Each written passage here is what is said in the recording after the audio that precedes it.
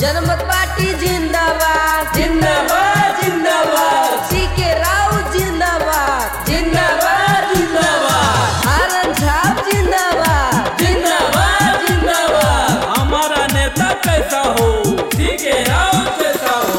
जनमत मेरा शान है और ही पहचान है। सीके राव जिंदाबाद जिंदाबाद जिंदाबाद। करी ले अर्जी सबसे हाथ जोड़ी भाई, जनमत पार्टी की अब की जिताई।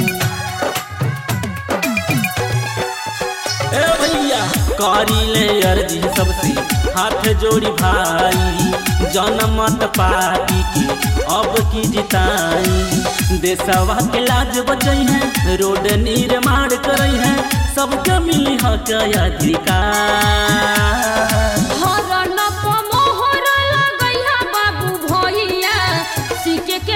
हो जबकि बात ए चाचा चाची हरन मोहर लगैया बाबू भैया सीके के जीतई हो जबकि बात।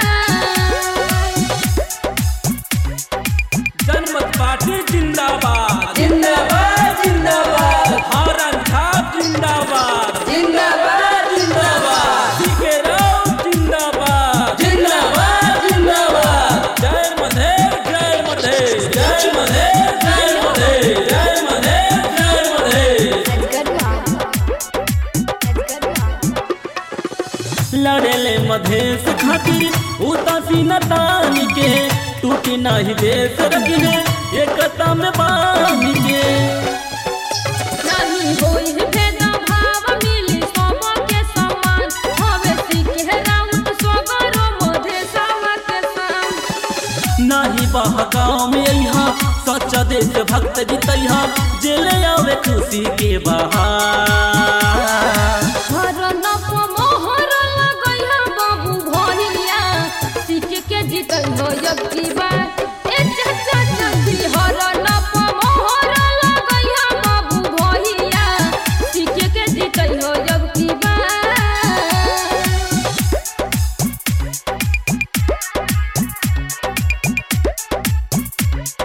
हमारा नेता कैसा हो, सीके राव कैसा हो। जनमत मेरा शान है और ही पहचान है। सीके राव जिंदाबाद जिंदाबाद जिंदाबाद।